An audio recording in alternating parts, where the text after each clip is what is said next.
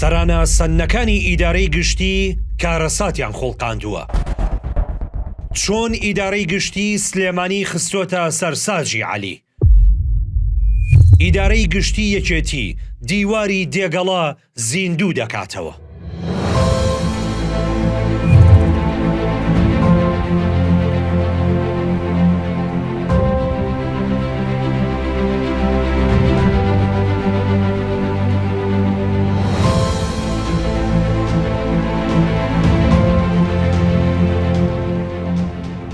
ماوەی 3 مانگە بە دیاریکراوی ئیدارەی گشتی یەکێتی نیشتیمانی کوردستان فەرمانێکی تایبەتی دەرکردووە کە بریتیە لە ڕێگریکردنی هێنانە ناوەوەی شتومەک و کەلوپەلی بازرگانی و خواردەمەنی لە هەولێرەوە بۆ سلێمانی.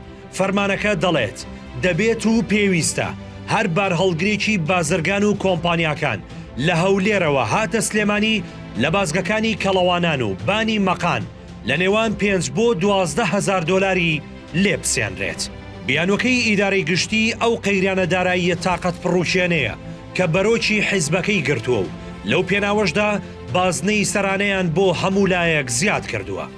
ئیدارەی گشتی یەکێتی هەرتەنها باج و سەرانەی لەسەر ئەو شتومەکانی لە هەولێرەوە دێنە شارەکە دانەناوە، بەڵکو 168 ئەو کاڵایانەی لە مەرزەکانی باشماخ، پەروێزخان، کێلێ و ئەوانی تر دێن دەبێت بە ڕێگای قاچاق و ئەو ڕێگای ناویان ناوە ئیتیفاق بێنە سنووری یەکێتیەوە.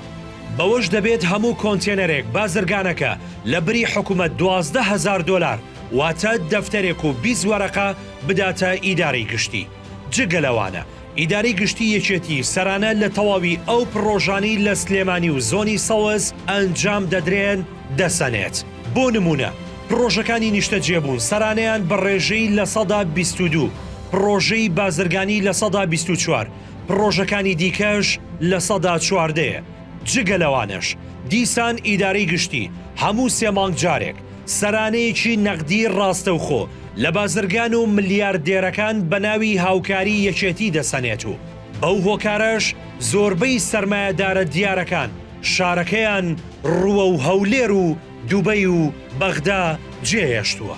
لەگەڵ هەموو ئەوانەشدا ئیدارەی گشتی تۆمەتبارە بە فرۆشتنی هەزاران پارچە زەوی و بە کرێدانی سەدان مڵک و زەوی حکوومەت لەم زۆنەدا.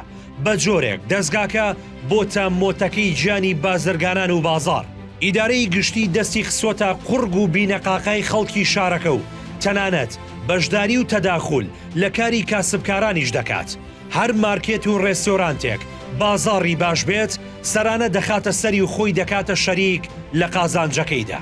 هەموو ئەو پارانەی دەستگاداراییەکەی یەکێتی بە شێوەی سەرانە و زۆر کۆیان دەکاتەوە ناگەڕێتەوە بۆ حکوومەت و حکوومەتی خۆجێیی شارەکە، تەنانەت ناگەڕێتەوە بۆ خودی حیزبەکە خۆشی تا لە مەڵبەند و کۆمیتە و دەستگا و مەکتەبەکانی حیزب خەرجی بکاتەوە، بەڵکو یەکێتی ئۆرگانەکانی بە سواڵ و سەدەقە بەڕێوە دەبات.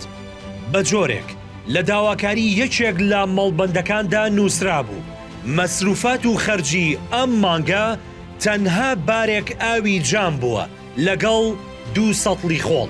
هەفتەی پێشوش هەواڵی دەست بە سەرداگرتنی 176 ملیۆن دۆلار لەو پارانە لە دووبەی لەسەر هەژماری هاوڕێدار و نووری بە هاوپشکی بافڵ تاڵەبانی ڕاگەیەندراو. دوجار نەهێڵدرا ئەو پارانەی لە سەرانە و فرۆشتنی زەوی بەدەساتون سوودێکیان بۆ شارەکە و خاوەنەکەی هەبێت.